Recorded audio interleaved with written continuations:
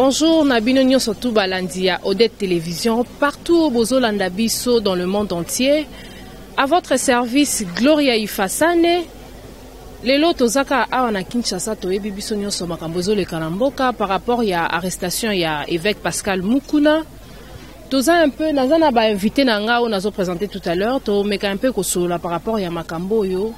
Toyeba vraiment qu'est-ce qui se passe à vie à public na biso congolaise par rapport à la situation au ezo le kalamboka. Odette Télévision, abonnez-vous massivement, très massivement, continuez à vous abonner. Invitez Bandekoba s'abonner à Odette Télévision, vous ne serez pas dessus. Nazanga Morotende na loba kine bandeli, naza elongo na pasteur, na otika se présenter et puis naza na papa à côté. Ensemble, bisomisa tutoro meka un peu ko solo la par rapport ya makambo. Directement, je vais dire bonjour à mon invité. Bonjour papa. Bonjour. Papa babingi onani. Comment on a désiré Lumbala? Papa Désiré Lumbala, osa. Je suis pasteur dans l'église, centre missionnaire d'évangélisation, la parole vivante. Papa Godé Lumbala, asa pasteur dans centre évangélique, la. Centre missionnaire d'évangélisation, la parole vivante. Centre, voilà. Et puis papa à côté, on s'est présenté. Bonjour papa. Bonjour maman journaliste. On a eu maître Denis Ngisulu Kivedi, Jean-Claude. Maître Denis Kifoulou. En tout cas, j'espère que Bissonio sont tous au courant de la situation où les Kalambo Kanabiso actuellement. Et ali arrestation il y a évêque Pascal Mukuna. Papa, la question se pose. Nandenge to mona ki makambo ndenge kendaki ezali c'était la demoiselle ndemuta kendaki ko porter plainte en avance na évêque Mukuna. Mais lelo na minute onde tozolo babo mutaza na makala aza na prison eza évêque Mukuna. Avino ezande. Bon, pour nangai makambo wana en tout cas ezali makambo moko politique. Omoni likambo eza wana biso toyebi ke mutali boswatika ki plainte c'était évêque Mukuna contre le sénateur à vie Joseph Kabila. Mais si koto kamwe et comme mbalamoko que mwana mwasi ke ko porter Mukuna. Olimbisi mukie. Ngai tozo mwana mwasi mutakenda ko porter plainte na évêque Pascal Mukuna. Et puis évêque Mukuna okende ko porter plainte, il a porté contre mwana mwasi ozolo ba ka porter plainte contre l'autorité morale. Et ces relations eza makambo wana esa makeza entre autorité morale to mambosaki entre mwana mwasi wana. Bon, makambo ezalaki entre mwana mwasi wana. Bangombi makambo ezalaki entre Mukuna na mwana mwasi wana. Yango ne mwana mwasi wana kende ko porter plainte à propos ya ba makambo dengi to yebaki elekaki sur internet ya ba sexy tap. Na makambo ya lupangu soki il paraît pasteur Mukuna a bloqué lupangu oyo mobali na ye atikaka. Na viol na menace de mort. Naozo ape mukie pasteur, yo en tant que pasteur, makambo yo ozo jishangonde. Merci beaucoup maman journaliste. Ngana lingina zonga na genèse à église. Puisque dans l'ancien temps, quand on a laissé la clé à Pierre par Jésus, que sur toi Pierre je bâtirai mon église, il lui a laissé toute l'autorité. Quand l'église a commencé à évoluer sur base du Saint-Esprit, il y avait des veuves qui ne mangeaient pas avec les orphelins et autres, selon le bien qu'apportait le fidèle de ces temps-là. Alors Pierre, animé du Saint-Esprit, après avoir reçu tous ces rapports-là, il a dit ceci: cherchons les gens qui peuvent s'occuper de la nourriture dans l'assemblée de Dieu, dans l'église. Et nous qui sommes appelés pour la parole, qu'on soit seulement pour la parole. On ne peut pas s'ingérer à d'autres choses. Vous comprenez? C'est ainsi le système de diacres a été instauré par Pierre. Jésus n'a pas laissé les diacres. Les diacres sont là, ils s'occupent seulement pour la nourriture ou bien le bien de l'église. Et Pierre et les autres, ils étaient là seulement pour la parole. C'est ainsi l'église actuelle. Si on est pasteur, on reste, on s'occupe de la parole. Par là, vous voulez nous dire que l'apôtre, ce qui est là, situation est comme liée, c'est parce qu'il s'est introduit dans Makamususu. J'arrive. C'est-à-dire quoi? Il n'a pas mal fait. Il a bien fait, puisque c'est pour l'intérêt du pays. Ailleurs, il y a d'autres mal qui n'étaient pas dénoncés. Mais à mon avis, mon frère, ou bien mon grand frère, je l'appelle bien grand frère dans le ministère, il devrait d'abord se préparer en conséquence. Puisque là où il s'est introduit, il ne savait pas comment est-ce que ça se joue, comment est-ce que ça se fait. Étant pasteur, s'ingérer à autre chose, c'est comme si vous embrassez des moutons, deux chemins à la fois. Vous comprenez? Il est allé vite aux besognes. Il a fallu qu'il se prépare d'abord, qu'il voit les conséquences, les pour et les contre. Il demande aux politiciens. Lui, il n'a jamais fait la politique. Je ne sais pas s'il le fait sous coulisses, je ne sais pas. Je le condamne, mais je l'ai dit. Vous voyez, il devrait bien s'informer, savoir qu'est-ce qu'il faut faire et demander les conseils aux politiciens, aux juristes, aux avocats et autres. Voilà, il y a ça, pour moi, ça me fait mal. Pour voir mes frères et autres sont été tués, tout ça. Qu'est-ce que je vais faire? Et après, c'est lancé. Donc, si moi je comprends bien, notre pasteur ici, na plateau, hier, oso condamné pasteur Mukuna sur le fait que, à Kotaki, na magamba politique, au lieu d'aller chercher les brebis, comme tu l'as dit. Excusez-moi, maman journaliste, condamnation, plaçons les mots là où il faut. Non, pas condamnation. Quand on dit condamner, c'est comme si directement je prends la dernière décision. Non. Il a bien fait, je veux dire qu'il a bien fait, puisqu'il a dénoncé le mal pour l'intérêt du pays. Mais la procédure, il a fallu peut-être chercher les conseillers, ceux qui sont mûrs en politique, ils savent comment le conduire, les voies et moyens, où entrer, par où sortir. Et c'était ça.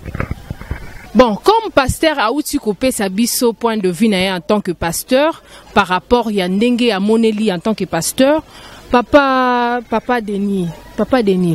Yebisa biso non par rapport à Ndenge pasteur a outi koloba, j'espère que yoki, ba téléspectateurs na biso Odette télévision également ba yoki. Pasteur, siko yo nani papa Daniel pardon. Na lingi na tune loko moko. Na Ndenge na stade to komeni na mitso mukuna pardon azana na maboko ya l'État. Siko na Ndenge to yebeli Congo na biso église comme le royaume. Est-ce que yo en tant qu'analyste politique yo ozomona ndenge ni église ngo ekokende na nzela malamu parce que pasa uti ko bisa biso ke nzambe ndenge église ndenge tambolaka ezaka pasteur na ba diacre ozomona ke église ngo otika na maboka ba diacre to ba kosaila ba ko instaurer même système ozomona to moni na ba église mususu. Bon, merci pour la parole. Bon, pour ngai na sepeli na réponse papa Pesi tout d'abord ndenge zawana avant de répondre ni wana pasteur akende ki trop vite na makambo politique. Les camions surtout bakendaka nango malembe fala luka bato consulter bayeba kusungaye na makambo etali politique akendeki mbangu azalaki trop pressé. Bon pona likambo lobi wana ke makambo etali église bon pona nga église koki na mpe kokufa te hein po tomona ki pasteur continue akotaki na makala bambule belé moi sina sali kutu be fort bazalaki na place à moke bakuzwi place à munene. L'église wanati le lot et fonctionnera très bien. Ce qui église est en bien, ce qui a préparé déjà batunaï, ou il a préparé bako conduire l'église et que ça n'a pas problème, l'église est fonctionner nango, ndenge fonctionnera nango et que ça n'a problème te. Papa Denis, yozo mona teke makambo vraiment to ke pai to zonge pai. Comment na ba vidéo wana ndongo lo baki na question na ngali boso. Mwana mwasi wana soki apporta ki pasteur évêque pasteur Pascal Mukuna plainte. C'était par rapport il y a ba vidéo oyo atindaki. En plus la jeune fille n'est pas mineure. Elle n'est pas mineure, elle est majeure, elle a déjà mukolo, mais azobi misango viol, qui viol. Pourquoi n'est pas tant makambo ne salamaki? Moi ça ba vidéo ko misango le wono zo mo teke zaka kapona ko casser lutte ya mukuna ou soit izana mutu so azana sima makambo. Bon, en tout cas, merci pour la parole en lobby. Bon, effectivement, on a lobby, on a raison. On monite que les alikambu et les kakala. Mabe ba dénoncer dès le départ.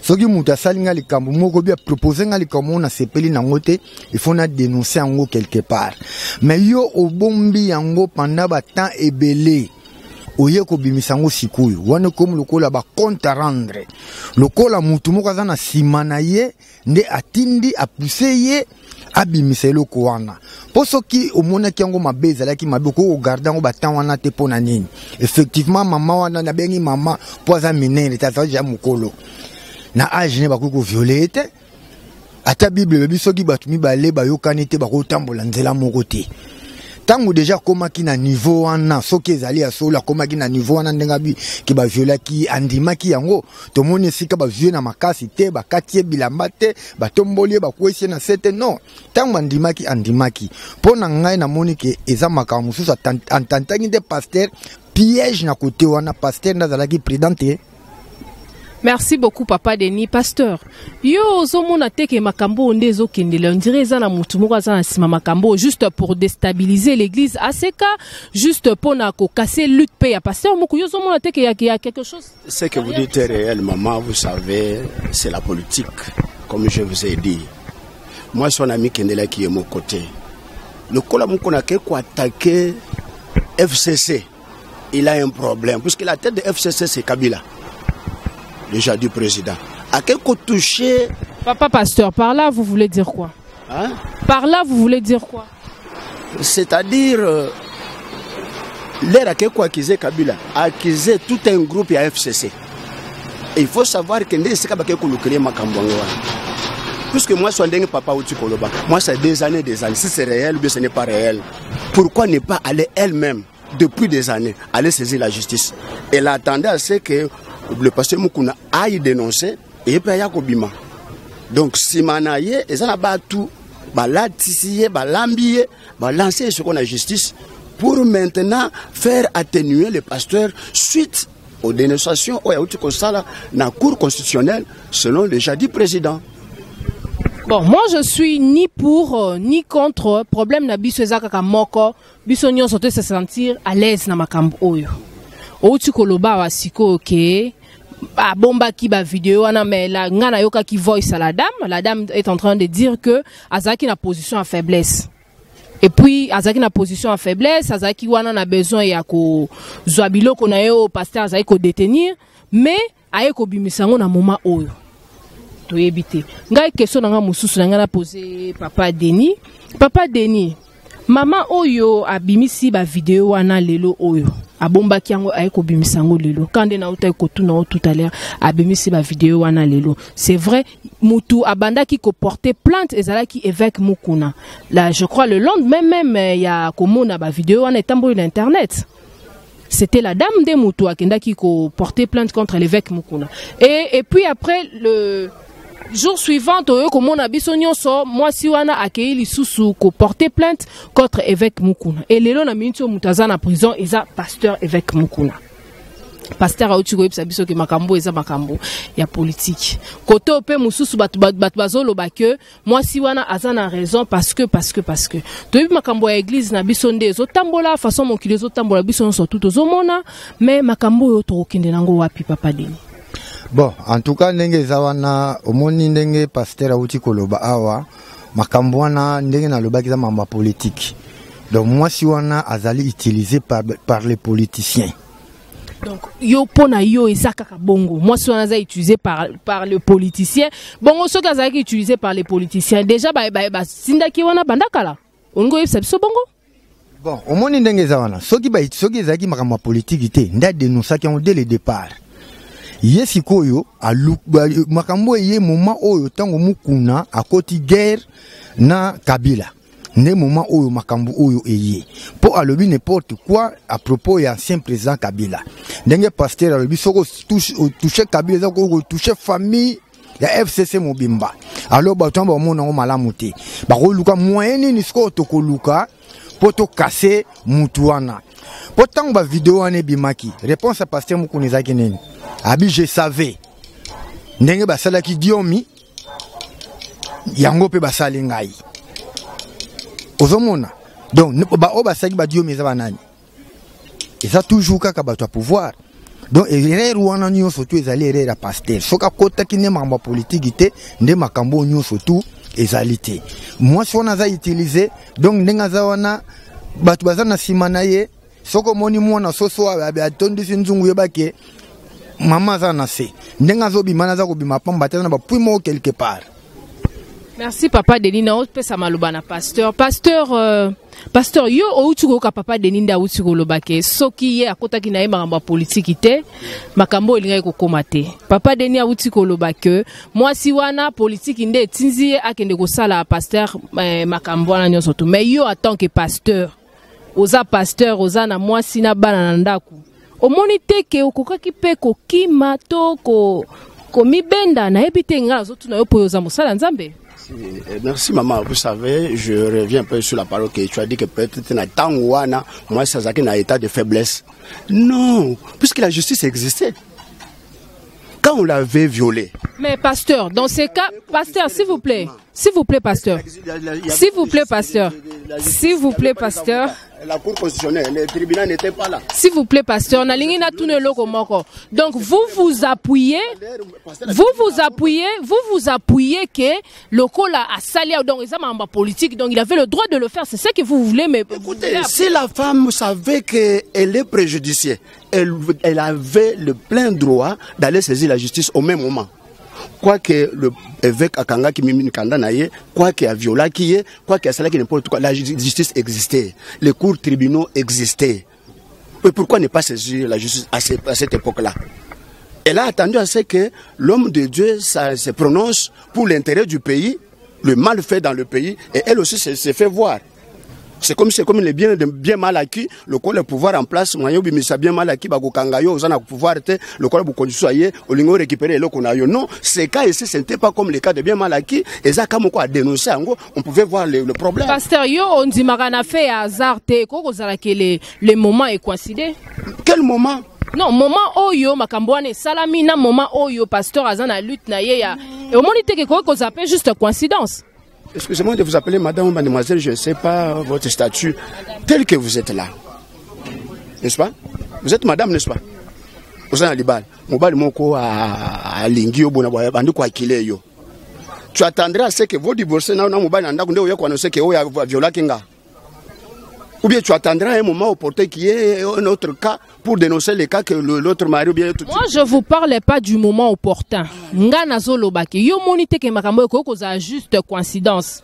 Et coïncider que na moment oyo ye abimisi yango eza moment oyo l'évêque Pascal Mukuna azana ba lutte na ye. Ozo monte ko oza la coïncidence. C'est la parole madame, c'est un problème bien politisé et bien préparé. FCC, ce sont les gens qui sont mûrs, excusez-moi les termes, mûrs en politique.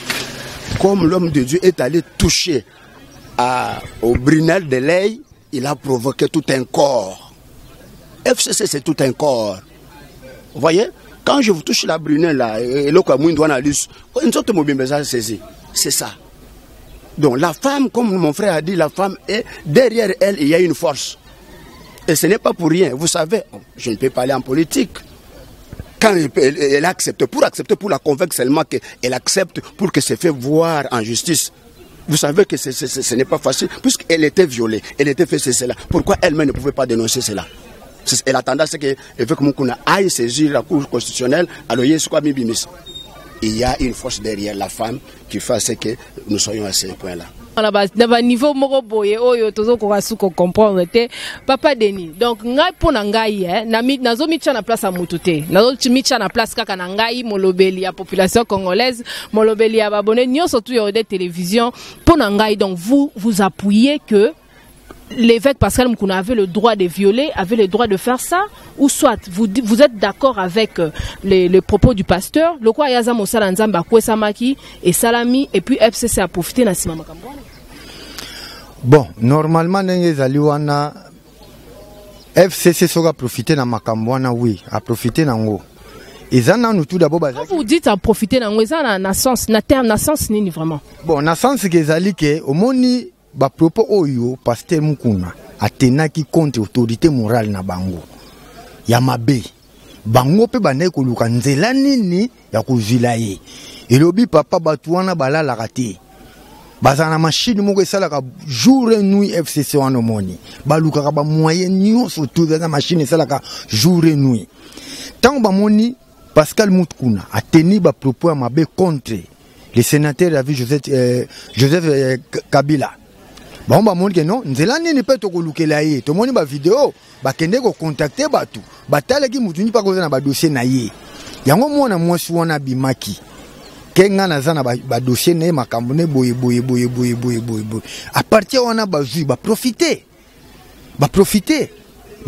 na yango no mo lelo pasteur azali lelo na prison posoki kaka ezaki mwasi wana ye moko dès le départ afunda ki ba makambo ye na kabinda kabile ezalaki te ndepe kutenga ko bimata na media moko te enga bimata na media moko ngo swaka entre bango na bango kuna mais lokola ye ke ko simba place ba simba kate yango moni ba profiter petango kenda ke ye ayeba ka ko samba na ya zoki ndako c'est tout mais naye moko azaki surpris azongi te pona nini bato bazaki sima mwana mwasi wana donc erreur ezaki erreur ya pasteur azaki prudente. Erreur ya pasteur azalaki prudente maloba omboka pasteur. Je tiens à ajouter encore, c'est-à-dire likambo wana basilanaki bango na bango esilaki ndenge wana. Maman que Mamou Chibola, c'est que j'entends le nom Mamou Chibola est parti et l'homme de Dieu est resté. Et c'est là qu'il Ndengwan. Est-ce que la femme avait l'idée d'aller saisir la justice? Qu'est-ce qu'elle attendait? Elle était violée, elle était maltraitée, on avait saisi ses documents, tout ça. Qu'est-ce qu'elle attendait? Madame Chibola attendait que l'évêque Pascal Mukuna appelle ça y est livre parcellaire où ils ont revenir de droit. Je reviens encore sur ma parole pour dire qu'à cette époque-là, il n'y avait pas de cours et tribunaux pour aller saisir la justice. Mais vu qu'elle n'avait pas de preuves, elle n'avait pas de preuves concrètes. À présent, maintenant, elle a des preuves. Ben oui, les vidéos. Elle a des preuves. Des vidéos. Est-ce qu'elle a fourni? Elle a ramassé ça où? Mais elle a fait ça elle-même. Tant que le problème est là, les preuves sont déjà là. Les preuves, on ne les ramasse pas comme ça, par-ci, par-là. Non, le preuve, quand il y a un problème, il y a déjà des preuves sur place. Les preuves, on les attend. Les preuves ne viennent pas. Les preuves sont accompagnées avec les faits. Et les faits sont accompagnés avec les preuves. Les preuves ne sont pas ramassées comme si vous marchez comme ça au côté Mbongo, au côté, allez, comme preuve. Non! Elle avait déjà des preuves. Papa pasteur, mais nandenge biso toyebi makambo ndezo kendele. Mwana mwasi wana po akoma na niveau wana ezalaki yaka lelo, yaka lobi, zonga lelo, zonga lobi okuna. Au fur et à mesure ezake soko ye lelo, il abuse de toi, ozongi. Nda mona kike na sala acte wana tango na koyebisa yeke naza na preuve que osala ki yango. La justice est réelle. Laissez-moi finir papa pasteur s'il vous plaît. Comme ça, tant qu'on a preuve, wana nde sikoyo ako présenter on a yé comme ça yé pe ako banga na part na ako pesa baba document. Mais malgré ça, à mon ki makamango yeux en pleurs oh peut-être yé abanda ko s'attendre na ngote. Yango est commis na situation wana. Il y a ceci, on ne peut pas se saisir plutôt deux cours à la fois. Si réellement la femme avait déjà entamé le processus juridique, elle allait partir dans la juridiction là où elle avait commencé ces dossiers-là. Est-ce que c'est la juridiction que la femme avait commencé? Elle pouvait s'annoncer qu'il y a déjà la juridiction telle. Est-ce qu'elle s'annonçait qu'il y a Funda qui est? A Funda qui était? D'emblée, quand abimika mbanamoko a violanga avec saisir mikanda asarabo. Mais yo kaki ba propos ya mwana mwasi wana alobaki ke yo kaki ba propos mwana mwasi alobaki ka yebisa ki place nyonso oke ko funda nga ba okanga te. Jamais.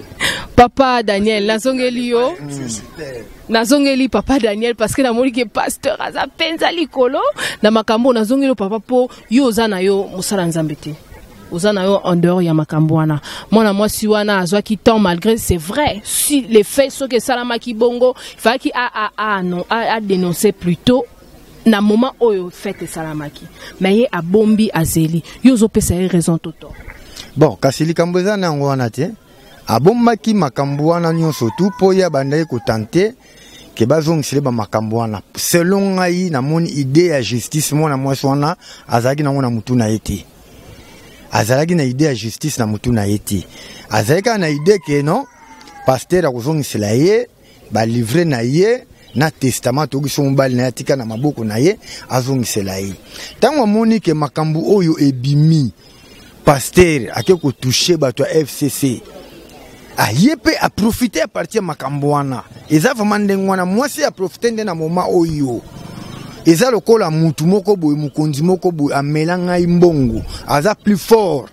na kokaka ete na oki ke bakangi ye pona likabonga pe na kego dénoncer tala asala ngai pe boye yango na mwana mwasi pe azui dossier akena ngo place akoki kokende nango tala makambo na zaona pasteur yango azui force batona pe ba soutenir ye yango to moni makambo ndenge sala. En parlant de co-dénoncer biso nyonso na ngai na bino toza na plateau na ba abonné nyonso de télévision to moni que c'était hier tout le monde a qui lisusu que famille ya Musée Laurent Désiré Kabila ba ye lisusu ko porter plainte na part na bango par rapport ya koloba ke évêque Pascal Mukuna ye ayebi mutu nini abomaka Musée Laurent Désiré Kabila.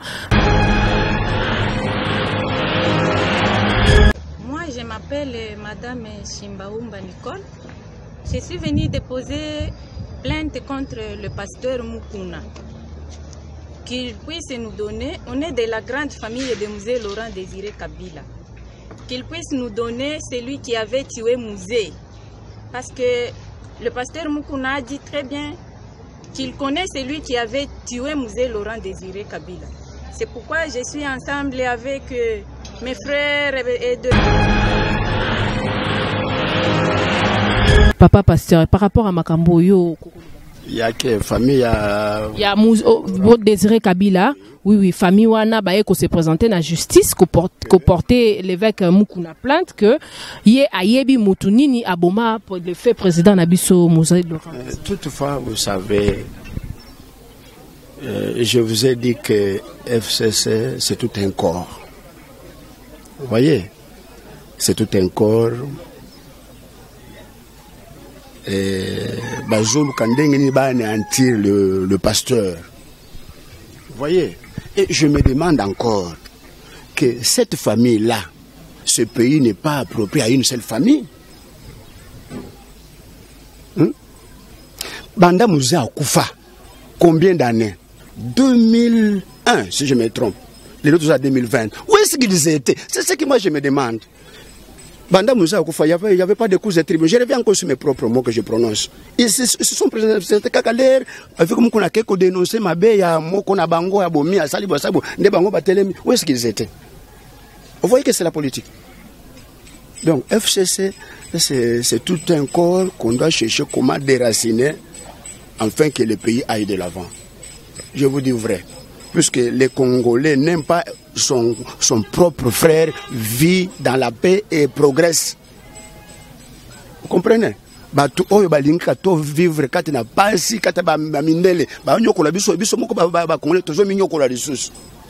est-ce que vous comprenez, maman? Avec moi qu'on n'a pas mal fait. Il est allé en tant qu'homme de Dieu avec ses pasteur.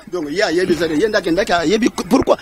Bon, excusez-moi, c'est la politique, mais moi je ne peux pas entrer dans la politique. Donc l'évêque Mukuna n'a rien fait.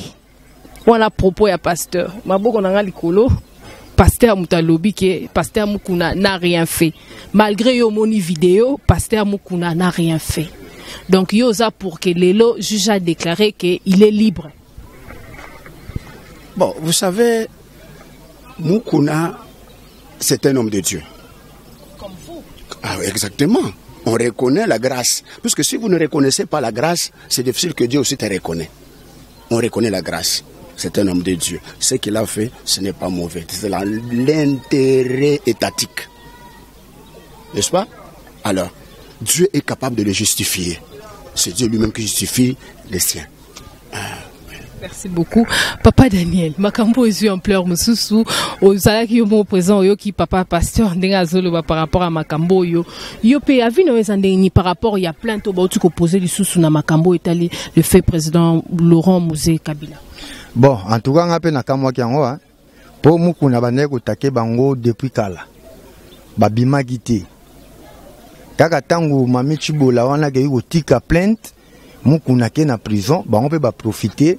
Baye na plainte na bango yango famille muzango ezala wapi ngapele ko wana kamwango depuis kala balobaki te pona nini bobongaki bango nde bato liboso nde ba saisir tout d'abord justice que alobi boye pona ndeko na bango nde bato liboso toyebi ke Mukuna zo samba contre famille ya Musée Laurent Désiré Kabila pona propos boye. Mais ça te ke bakangi pona likamba viol bobino boye na sima o biso pe to famille ya muzango ezarabi na Kishasa.